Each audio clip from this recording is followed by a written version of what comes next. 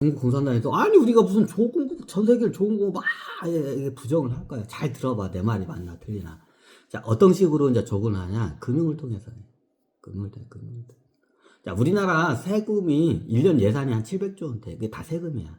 그 뭐 국채도 합금인데 그것도 세금이야, 일종의. 국채를 발행해가지고 나라 어떻게 그냥 군대를 양산한 게 이게 뭐냐? 일종의 이것도 조공 시스템이야. 금융 조공이야, 일종의 국제 시스템이. 그걸 나폴레옹 때 그게 나와. 나폴레옹이 그때 그게 고안이 돼, 그게. 나폴레옹 때. 나폴레옹 때 승수장 게 뭐냐? 이거 옷가네야.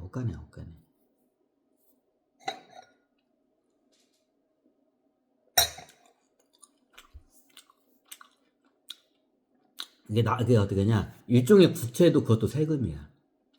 세금을 걷는 테크닉이야. 그게 나폴레옹 때 그게, 그 조세핀이 그걸 고안을 해. 조세핀이. 아니, 그 머리 주는, 관직자들 그 당시에 프랑스의 장군들이나 얘네들 어떻게 냐 조세핀, 몇 수백 명이 어떻게 냐 조세핀 머리 하나를 못 쫓아. 그게 조세핀이 그게 고안하는 거야. 왜 조세핀이 창녀 출신이야. 고급 창녀 출신이야. 그럼 창녀들 세계에서는 어떻게 되냐? 이 고리대금이 많이 해. 근데 나중에 조세핀이 돈을 많이 벌어. 그럼 조세핀이 이거 빠구리 해가지고, 떡질 해가지고 돈을 벌었냐? 아니야. 조세핀이 뭘로 많이 더 버냐?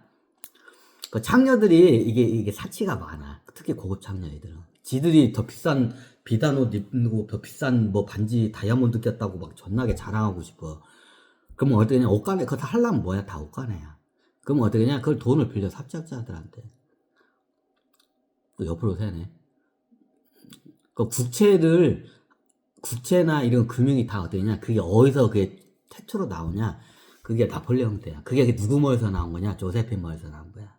조세핀이 그 징기스칸 그 아내가 보르티아.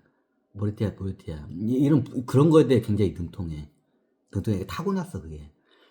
그러니까 예전에 그 몽골 제국의 나라 재정하고 거의 대부분을 보르테가가 담당을 해. 관직이 있는데 실질적으로 보르테가가 다 담당을 했어. 그래. 그 예전 원나라도 어떻게 여자들이 대부분 국고 같은 걸 대부분 이런 걸 관리를 해. 국고 관리. 그 얘는 보르테 때부터 그 쭉 내려와. 그 예전에 그 보르테야, 조세핀이. 근데 조세핀이 나폴레옹 만나기 전에 아버지가 다른 자식이 또 있어. 다 창녀야. 고급 창녀야. 그 아버지가 꽤 관직이 굉장히 높은 사람들이야. 알만한 사람 다 알만한 사람들. 조세핀 두 자식이. 그러니까 이제 권력 배후도 있어. 그 나중에 어떻게 되냐? 조세핀이 그걸 어떻게 알게 되냐? 사창가에 가면 그 사채업자들이 창녀들한테 어떻게 돈을 빌려줘. 굉장히 비싼 이자로. 말도 안 되게 비싼 이자를 빌려줘. 근데 조세핀은 어떻게 되냐? 그냥 착실하게 그런 걸 안 쓰고 사채 안 하고 착실하게 돈을 모은 거야. 근데 나중에 주변에 있는 애들이 어떻게 되냐? 창녀들이 어떻게 되냐? 나중에 어떻게 되냐? 사채업자들한테 막 두드려 맞고 막 그런 일이 원금과 이자를 못 갚으니까. 그래서 딴 데로 막 팔려가기도 해, 막. 그러네. 그래. 나중에 처음에는 얘가 돈 장사를 하려고 했던 거 아니야, 조세핀이. 자, 이게 금융식민지의 금융으로 세금을 거두는 기술이 이게 나폴레옹 때. 그게 누구 머리에서 난 거야? 조세핀 머리에서 난 거야. 조세핀이 그걸 하는 데 있어서냐, 얘가 자라나는 그 환경을 보면서 그게 눈을 떠져. 국가의 이런 국채라는 개념하고, 중앙은행이라는 개념을 어떻게 되냐, 얘가 다 만들어내는 거야. 나폴레옹은 그걸 전혀 몰라. 싸움밖에 할 줄 몰라, 이 새끼는 싸움밖에 할 줄 몰라, 나폴레옹 이 새끼는.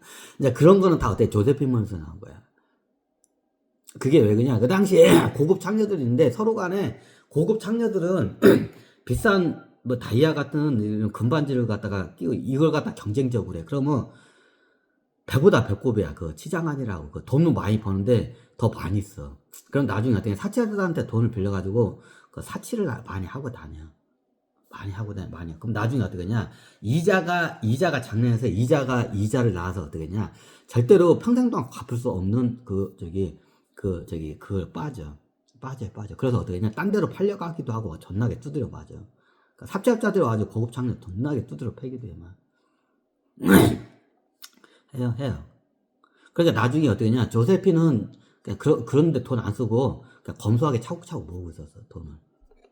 모으고. 근데 그 당시에 뭐 은행도 모르고 투자라는 개념도 없었던 때야. 투자라는 이게 돈을 계속 모았어, 이게.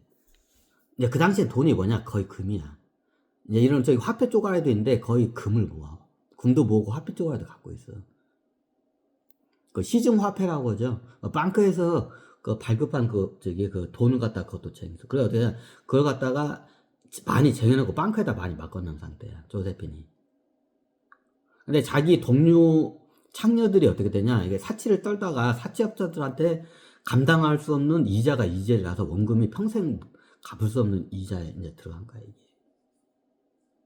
이게 뭐냐, 그 이자가 내가 버는 돈보다도 이자가 더 많으면 어떻게 되냐, 사채업자들이 어떻게 되냐, 얘는 못 갚는다고 어떻게 나기는 실제로 못 갚어. 쉽게 말해서 내가 고급 창녀야. 한 달에 내가 1,000,000원 벌어. 한 달에 1,000,000원 벌어. 근데 이자가 1,000,000원 넘게 나가. 내가 빌린 이자가. 그럼 얘 어떻게 죽을 때까지 그거 못 갚어. 죽었다까지 못 갚어. 그럼 이자가 얼마야? 예를 들면 그 당시엔 이자가 겁나게 셌어. 그 싼 이자, 쉽게 말하면 1억을 빌렸어. 어떻게 한 달에 10%짜리. 그러니까 딱 설명하기 쉽게 할게. 내가 한 달에 1,000,000원을 버는데 1억을 빌렸어. 왜? 내 몸뚱아리 진짜 사치 떨기 위해서. 창녀들이. 그런 넋 빠진 애들 많아. 뭐 그런 세상에 넋 빠진 애들. 그 상황, 여러분들 그 욕하다 그 상황에 가면 여러분들 눈깔 뒤집어서 그 사치에 쓴다? 써요. 그 당시에 그러면 쉽게 설명할게. 그 당시에 어떻게 했냐, 조세피는 어떻게 했냐, 한 달에 똑같이 1,000,000원을 벌어. 그럼 1,000,000원을 갖다가 어떻게 했냐, 따박 모아. 그러면 1년이 지나면 한 2,000,000원 쓰고, 어떻게 되냐, 그 1억 원은 모은 거야. 한 달에 1,000,000원 벌면 1년이면 1억 2천이죠. 그러면 2천이면, 그러니까 충분히, 그 생활도 하고 충분해. 2,000,000원이면, 1년에. 그러면 어때, 한 1년에 1억 원씩 모으는 거야. 그죠? 한 3년 했으니까 한 3억 정도 모였겠죠. 근데 그 당시에 투자라는 개념이 없었기 때문에 일단 다 모아가지고 방크에다 다 넣는 거야. 노후를 대비해서.